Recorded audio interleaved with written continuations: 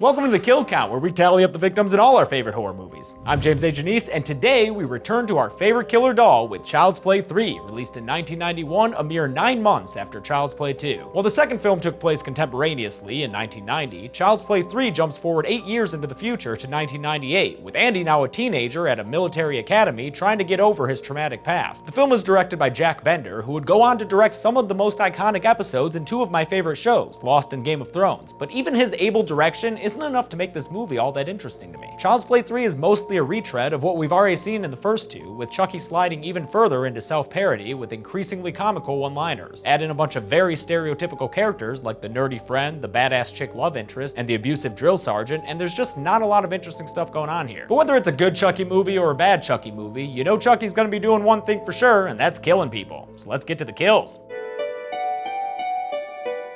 The movie begins in the good guy factory, and I guess in 8 years nobody bothered to clean up the mess from the climax of the second film. They're finally getting around to it now though, sweeping up doll parts and using a crane to take care of that Chucky mount, cause hell if those underpaid janitors are gonna touch that thing with their bare hands. Too bad the crane punctures the body and causes Chucky's blood to run out, so when it's moved over a vat of plastic, a bunch of it seeps in and starts to bubble toil and trouble. The swirling blood takes us into the title card, and the opening credits play against some cool drippy effects on a black background. We cut to a dim smoky boardroom where good guy executives, that's executives at the good guy company, not executives who will lend you a 10 spot or help you move or anything, briefly go over the events of the first 2 films for the same generic looking CEO from part 2, Mr. Sullivan. He wants the good guy dolls to go back on the market now that the hubbub surrounding Andy Barclay and his murder doll accusations have finally settled down. Andy Barclay is ancient history. No one remembers him. Nobody cares. Sullivan's replacement Toady gifts him with the first new good guy doll off the assembly line, and I bet you can guess what kind of factory defect it has. Oh, and in case you were thinking like I was that a blood-infected vat of plastic would produce multiple murderous reincarnations of Chucky, apparently Mancini wanted to do the same thing but couldn't because of budgetary restrictions. And so, bound by the metric of ROI, we instead just get a singular incarnation of Chucky who escapes from his box when Sullivan isn't looking. Sullivan goes to watch TV, and it seems like the anchor was just waiting for him to turn it on so he could talk. Well, despite a downdraft in the bond market, dude's all like, finally I can speak! But then Chucky turns him off and starts messing with Sullivan, tripping him with marbles and sending a whole bunch of remote-controlled toys at him. Then he sets up a pair of good guy dolls to talk to each other. Hi, my name is Larry. Hi, my name is Polly. He finally shows himself openly by knocking Sullivan down and delivering a one-liner right off the bat. Don't fuck with the Chuck! He takes a dart and throws it into Sullivan's back, and somehow that manages to take this grown-ass man down. Maybe it hit the right spot to paralyze him or something? And then Chucky takes a yo-yo and wraps it around Sullivan's neck, strangling him to death for our first kill of the movie 13 minutes in. Fun fact, this is the longest it takes to get to a first kill in any Chucky movie. Twice as long as any of the others, actually. Chucky hops on the computer and finds Andy's information, revealing he's 16 and is now at Kent Military Academy. Let's go there. Great, now we're here, and I immediately regret it. The military school setting just bores me, and it's one of the reasons the sequel does nothing for me. Andy doesn't look like he's a big fan either, in his meeting with the head of the school, Colonel Cochran. Cochran tells him he needs to let go of the idea of killer dolls, and essentially to kill the boy and let the man be born. Part of killing the boy is getting rid of Andy's perfect 90s hair, so he goes to the barbershop where he manspreads and meets the little kid Cadet Tyler, who will be our replacement cute kid for this movie. He also meets the barber, Sergeant Botnick, a guy who's so into chopping off hair that it borders on sexual fetish. During Andy's salon appointment, a commercial for good guy dolls comes on and freaks him the fuck out. Tyler has the opposite reaction, getting real pumped about it in slow motion. Andy and his crappy new haircut ends up finding a guy tied up in the closet. It's a fellow cadet named Whitehurst, a vintage variety nerd who complains that he was tied up in the closet by Lieutenant Colonel Shelton, a big old bully who also targets Andy with drill sergeant techniques he surely learned by watching Full Metal Jacket while falling asleep every night. As Shelton is harassing Andy and Whitehurst, he gets called out by Cadet De Silva, who shows how tough she is by doing the 20 push-ups he demands of her, even if she stands up super funny when she's done. Cadet Tyler is instructed to deliver this giant box to Andy, and after 2 movies of watching these obscenely sized good guy dolls, we know exactly what's inside. Tyler discovers the contents of the package too when it gets knocked out of his hands and tumbles down the steps, tearing open the packaging to reveal the good guy's logo. This excites him like he's Tommy Jarvis coming across a bunch of skinny dipping teens, so he runs off with it to inspect it up close. Chucky bursts out of the box and is not too pleased to see Tyler. Who the fuck are you? I thought you guys only said 3 sentences. I'm new and improved. Tyler takes a liking to Chucky, who realizes that with his brand new body, he can change the rules and transfer his soul into Tyler's body as long as he's the new first person he tells his full name to. My real name is Charles Lee Ray. Chucky gets straight to work with his favorite game. What do you call this game anyway? Hide the soul. and starts his ritual with Tyler.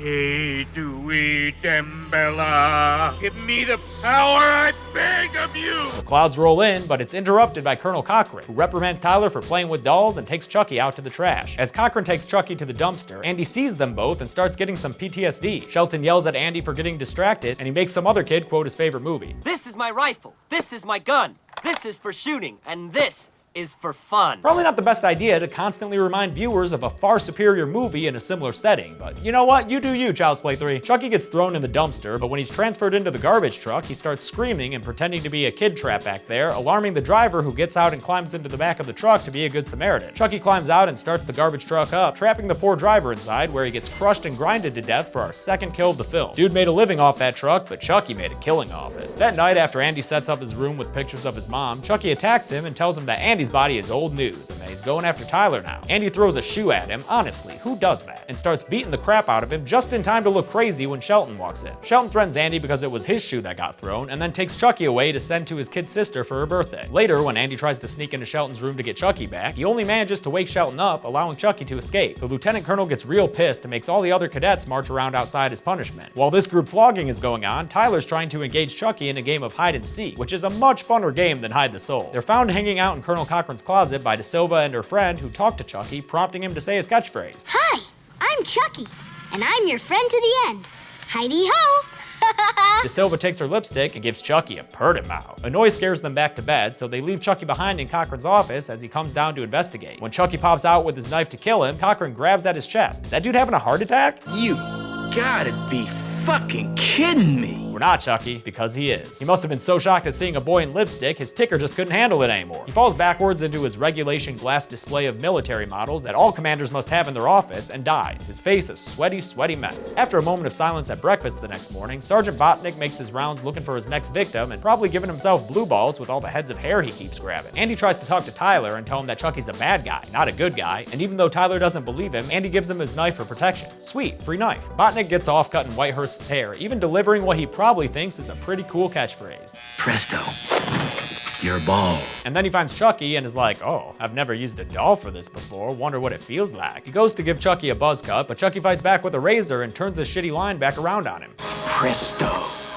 You're dead. Hey, turns out a shitty line repurposed makes for an even shittier line. Who'da fuck? With his throat slit and bleeding out, Botnick dramatically looks at the man in the mirror and then collapses backwards onto his barber chair, dying during his profession like so many other people in these movies. Whitehurst comes back to find Chucky standing behind Botnick's body, but gets scared away with a single boo. He runs outside where the cadets are getting briefed for their annual war games where they'll be using paintball guns to shoot at each other. Chucky oversees this and decides to make things more interesting by replacing the paintballs in the red team guns with live ammunition, which I'm sure is totally possible and not just a convenient writing shortcut here. On the march out to their playtime war, Andy tries to press Whitehurst to get him to admit to what he saw, but Whitehurst is a big baby and refuses to say anything. That night at battle camp, after some ghost stories around the campfire, Andy and De Silva go off alone into the woods where they look at a carnival going on.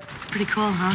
I guess. It's a carnival. Andy goes along with it though and says carnivals are super cool, and that earns him a steamy woodsy makeout sesh. Andy sneaks out of his blue team camp to go find Tyler, who's on the red team, and protect him. But when he gets to Tyler's tent, he finds him AWOL because he and Chucky are out in the woods playing Chucky's favorite game. We can play Hide the Soul. I'm tired. I don't want to play that dumb game anymore. Yeah, I'm with you, Tyler. That game needs some new DLC to keep it fresh. Chucky hates DLC though, so he takes out his knife and threatens Tyler, causing Tyler to take Andy's knife out and stab Chucky in the shoulder. Meanwhile, the blue team has moved out for a late night attack and they find Andy before he can locate Tyler. Andy asks Whitehurst for backup on his story, but Whitehurst keeps his mouth shut because he knows the policy. Don't ask about killer dolls, don't tell about killer dolls. The blue team captures Tyler when he runs to them for help, and Chucky radios in to tell them to hand over the little boy, where the love interest gets killed since he captured De Silva earlier and is now holding her captive with a grenade. Then he radios the red team and tells them to come to the same location as the blue team because he's one chaotic evil dude. Andy and Chucky meet up and make their prisoner exchange, trading Tyler for De Silva, which, like, what the fuck, Andy? The blue team shows up and Chucky flips Shelton the bird, distracting him long enough to stand there dumbfounded as the red team arrives and shoots him with their live ammunition. The real bullet goes straight through Shelton and kills him in what is one of the most mean-spirited kills I've ever seen. Like, Chucky just gave whoever fired that rifle PTSD for the rest of his fucking life. I should add that red Team Cadet's emotional well-being to the kill count, honestly. To spice things up even further, Chucky takes his grenade and lobs it through the air in slow motion to land right next to the group of cadets who are too busy arguing to notice it. Whitehurst sees it though and leaps on it just in the nick of time, blowing the fuck up and totally redeeming himself with the 6th kill of the movie. Way to go, Whitehurst. You lived a coward, but died a hero. Tyler manages to get away during all this confusion, running to that carnival. That's pretty cool, huh? He tries to enlist a security guard for help, giving a cute little salute in the process, but I guess Chucky managed to beat him there because the guard presents him to Tyler as a gift. Alex and De Silva also arrive at the pretty cool carnival and find the body of the security guard lying on the ground behind his desk. Looks like, what, he was shot in the head? Is that what's going on here? I guess so, but not with his own gun. That's still on him, so De Silva loots his corpse and takes it because she is a smart cookie. Chucky directs Tyler into a ride called the Devil's Lair, because I guess now he cares about ambiance for his incantation. Shit, last movie he was doing it in the back of a newspaper truck, but this time he feels the need to do it surrounded by a bunch of fake skeletons? Who knows, maybe it'll help the process. By the way, look at this gigantic freaking ride. There's no fucking way this thing is part of a pop-up carnival. You think a bunch of drunk carnies are gonna hang that many fake cobwebs? Hell nah. Andy and De Silva track them down, but Chucky's a faster draw, so he shoots De Silva in the leg and gets away. She gives Andy her gun as Tyler escapes into, what is this, another giant fucking room in this ride? What the hell? And why are they running it without any people in the carts? And why is that robot Reaper's sight so sharp? Sharp enough to slice off part of Chucky's face as he's trying to get Tyler. This ride is fucking insane, yo. Chucky Dent keeps stalking Tyler down, causing the kid to become the mother of dragons and fly on a prop that probably costs more than this carnival makes in a week. Chucky hitches the ride on its feet, so both he and Tyler wind up at the top of this mountain when the dragon knocks Tyler on his ass. Chucky starts his reanimation incantation.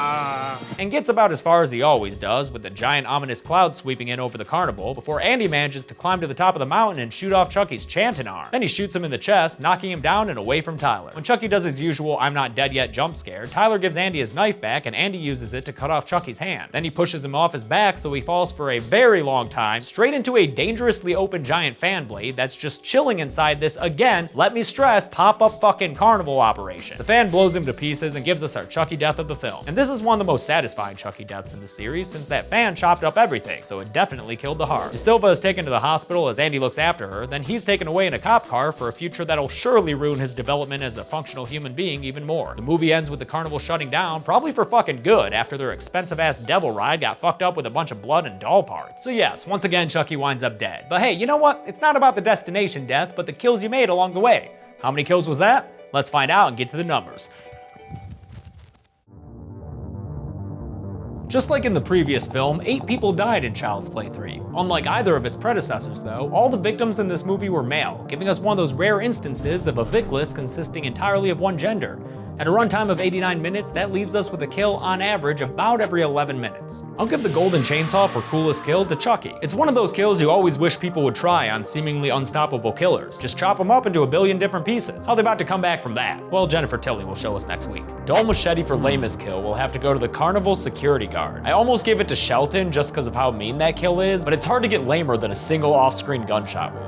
And that's it. Child's Play 3 came out in 1991 and would be the last Chucky movie for a full 7 years, as Don Mancini felt that Chucky's escapades were getting too repetitious at this point. Everything would change after Scream revitalized the slasher genre and paved the way for Bride of Chucky in '98, which we'll be looking at next week.